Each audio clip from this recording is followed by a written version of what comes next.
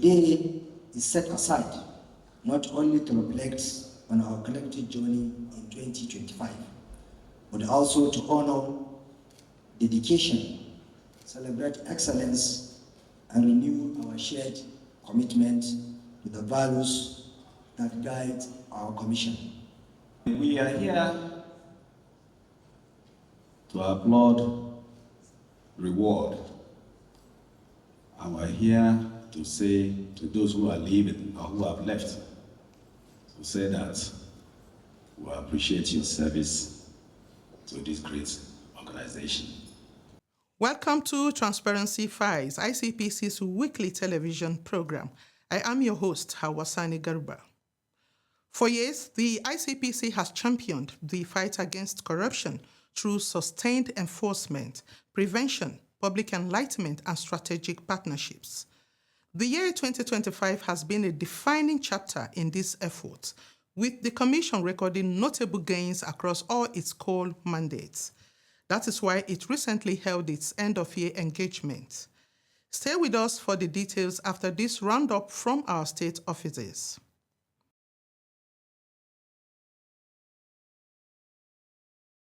Welcome to State Offices Report.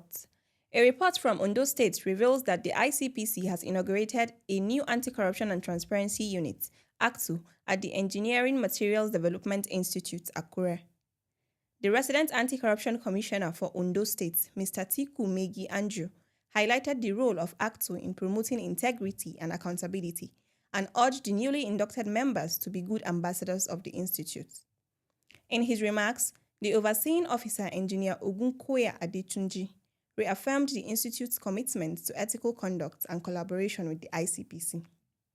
Coming from Sokoto State, ICPC has called for greater transparency, efficiency, and interagency collaboration in public service delivery at the 4th Quarter Nationwide Sensitization and Awareness Campaign organized by the Nigeria Immigration Service, Sokoto State Command.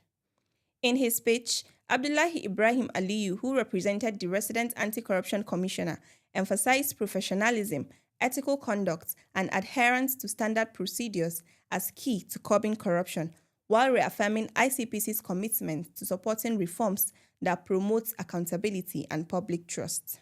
And from Enugu State, ICPC has paid a courtesy visit to the Nigerian Customs Service, Enugu, Ebonyi, and Anambra States Command.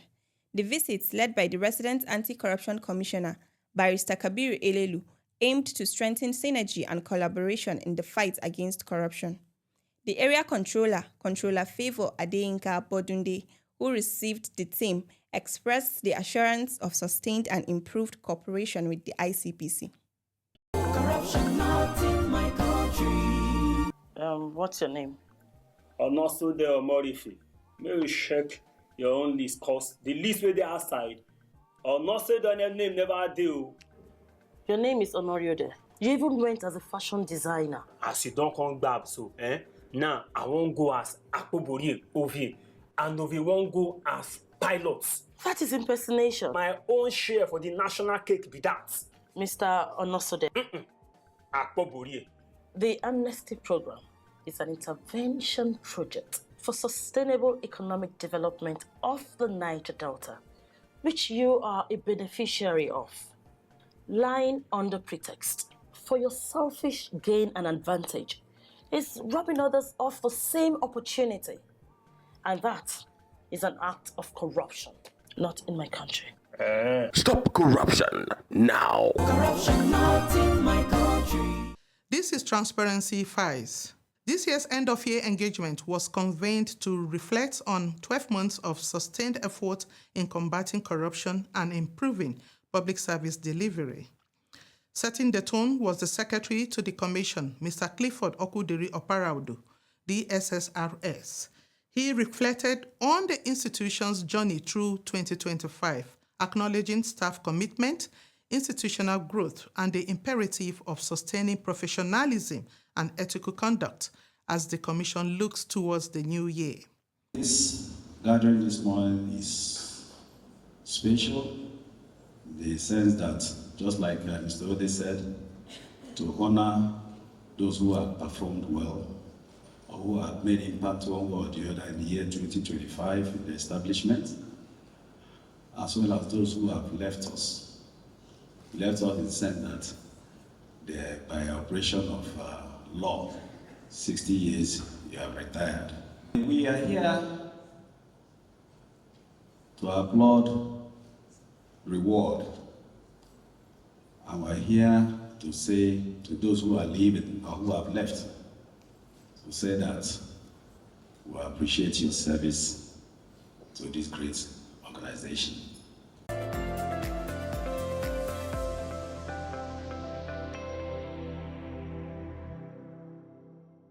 If you are just joining us, welcome to Transparency Files. Following the Secretary's remarks, the ICPC Chairman, Dr. Musa Adamu Aliyu, SAN, delivered a comprehensive review of the Commission's 2025 performance. He highlighted progress across enforcement, prevention, public enlightenment, and institutional development, stressing that these outcomes reflect sustained efforts to promote accountability and deter misconduct. Let's take a listen.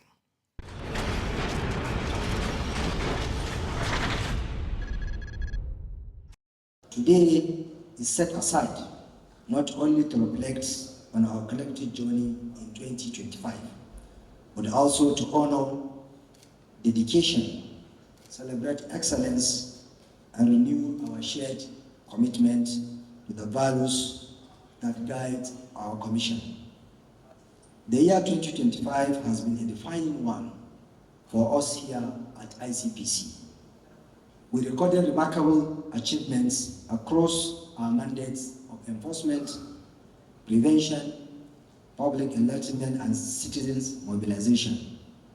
The chairman's presentation outlined concrete achievements and performance figures, demonstrating the Commission's growing impact and steady progress in deterring corruption within the public sector. In enforcement, we investigated 263 cases, surpassing our target of 250, and filed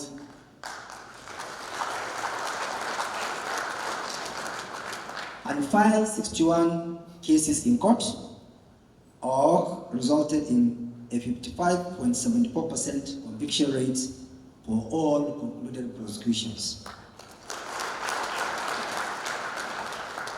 Through diligent asset recovery, we secured 37.44 billion naira and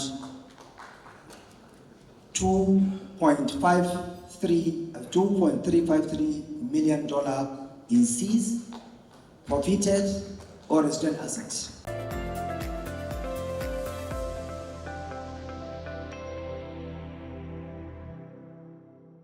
One of the Commission's most notable 2025 achievements was the successful prosecution and conviction of Professor Siri Ndimfon of the University of Calabar. He was sentenced to 5 years imprisonment for offenses including sexual harassment and cyberbullying. The chairman noted this sends a strong message that abuse of office will not be tolerated irrespective of status.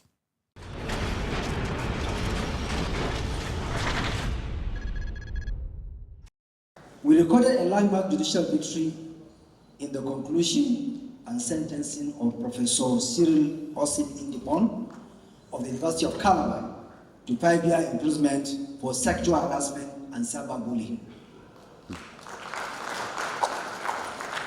That victory makes a strong statement on ICPC's commitment to combating crime and making our society, especially our institutions of learning, a safe environment for learning and living. Beyond enforcement, the Commission intensified its preventive and institutional strengthening measures in 2025, aimed at stopping corruption before it occurs. These initiatives remain critical to building resilient systems. Here is more.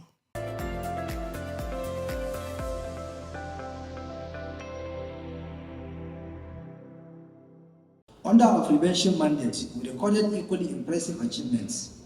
A total of 344 ministries, departments, and agencies were assessed using ethics and integrity compliance scorecard, exceeding our target of 260. We conducted 66 corruption monitoring activities and tracked 1,490 projects nationwide to ensure transparency and value for money.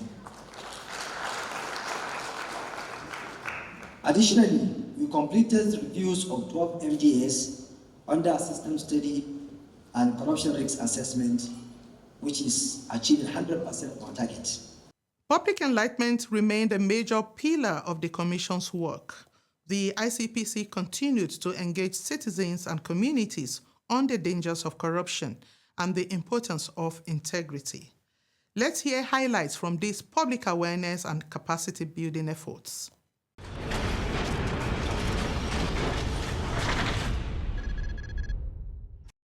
In the area of public education, we reached 235,224 Nigerians through 644 sensitization activities across the country. Our online platforms recorded more than 3.5 million engagements, reflecting increased public awareness. We established 86 anti-corruption clubs and vanguards, and through the Anti-Corruption Academy of Nigeria, trained 2,707 individuals in anti-corruption principles. The chairman also highlighted the vital role of collaboration, emphasizing how partnerships strengthen the national anti-corruption framework. Here's more on the ICPC stakeholders' engagements.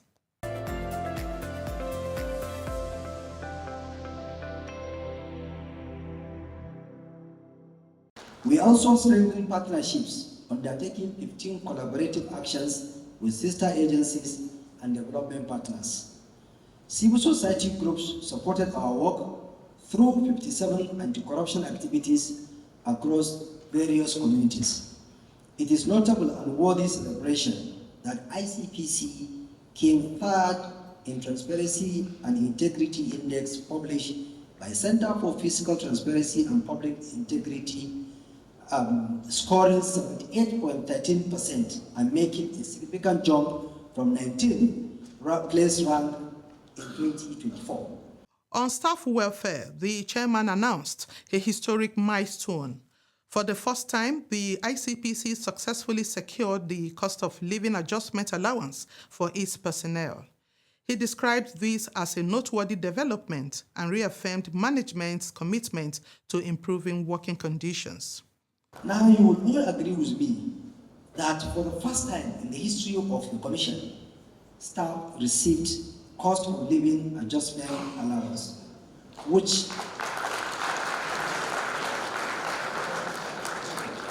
this administration hopes to continue to pursue and deliver.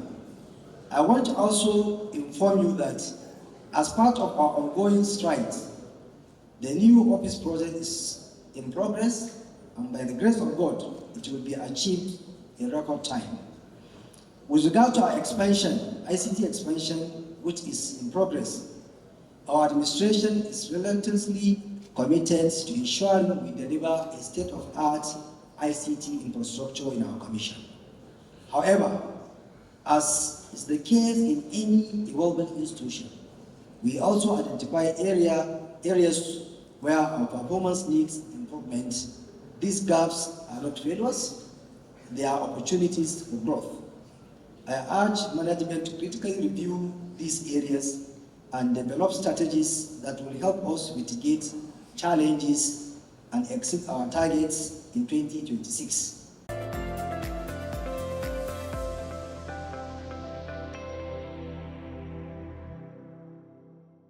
The event also featured goodwill messages from partner institutions and civil society organizations who commended the ICPC's effort and pledged continued collaboration.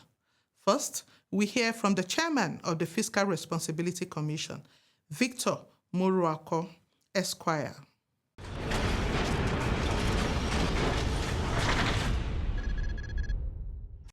I'm particularly delighted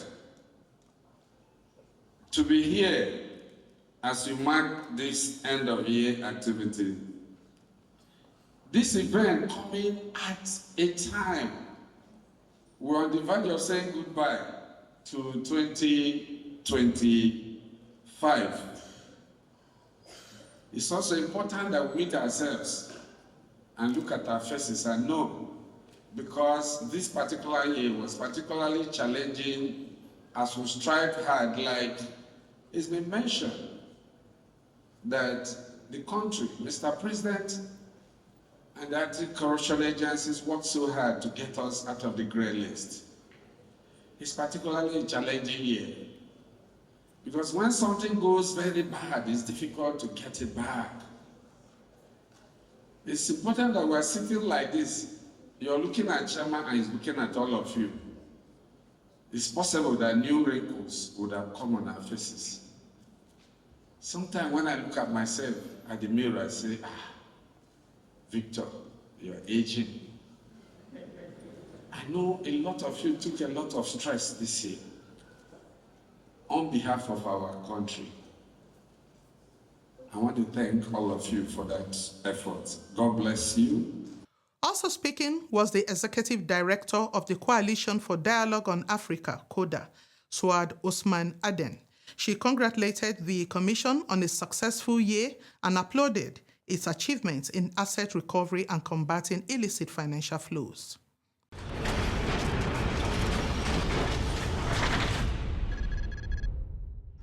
We really appreciate the relationship we keep having with the African institutions and Nigeria as a government. In the context of the EU, is the champion on anti-corruption. And for those of us who have been trying to push the whole agenda of transparency, accountability, integrity, we have been confirming over the years, at least for the past 15 years, that Nigeria is really seriously dealing with illicit financial flows and the asset recovery. So it's something, Chairman, as a representative of your own government, you should be very proud of. We do respect that. We appreciate the relationship.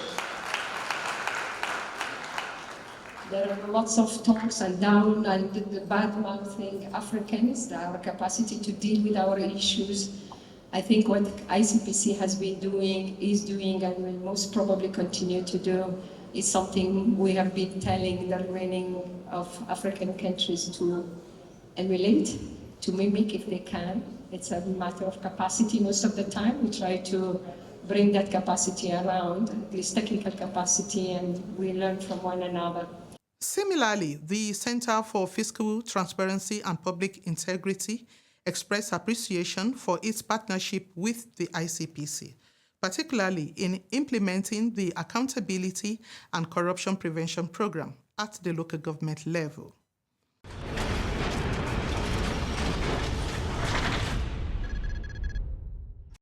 Beyond that review, we have had a couple of initiatives and collaborations geared towards the fight against corruption.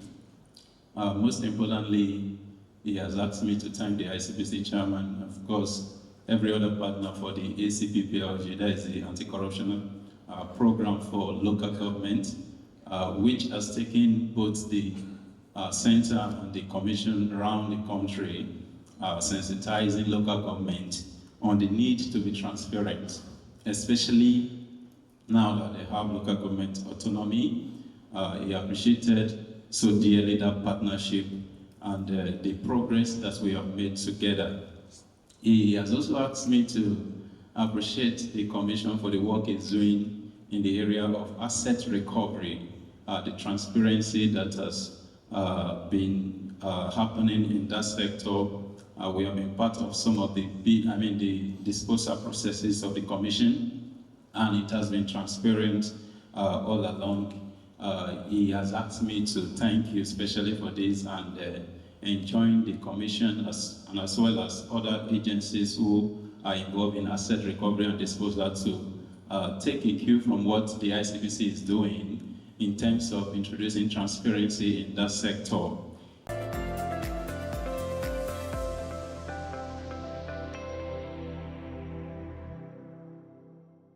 The engagement also included a send forward for retiring commission staff, recognizing their years of dedicated and professional service. This was followed by the presentation of merit awards to staff who distinguished themselves through outstanding performance in their various departments.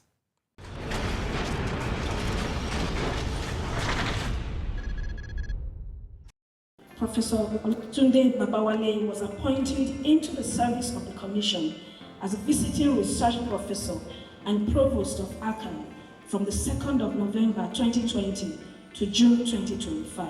He was appointed into the service of the Commission as superintendent with effect from 1st February 2002 and rose to the rank of deputy director in 2022. Until his retirement in November 2025, Mr. Buford was the resident anti-corruption commissioner in Delta State. Mrs. Patience was appointed into the service of the commission as a senior information officer with effect from 1st February 2002 and rose to the rank of deputy director in 2022. Until her retirement in September of 2025, Mrs. Patience was the resident anti-corruption commissioner, Edo State. He rose to the rank of deputy director in 2022. I apologize for that. Until he rose to the rank of deputy director in 2022. He rose to the rank of deputy director in 2022. I apologize for that. Until his retirement, he was appointed into the service of the commission as superintendent with effect from 17th October and rose to the rank of assistant director of investigation in 2022. She was appointed into the service of the Commission as a confidential secretary with effect from 8 January 2003 and rose to the rank of Assistant Director of Administration in 2024. He was appointed into the service of the Commission as a Principal Confidential Secretary with effect from 9th June 2003 and rose to the rank of Chief Investigator in 2005. He was appointed into the service of the Commission as a Clerical Officer with effect from 30th March 2004 and rose to the rank of Chief Clerical Officer with effect from 1st January 2010.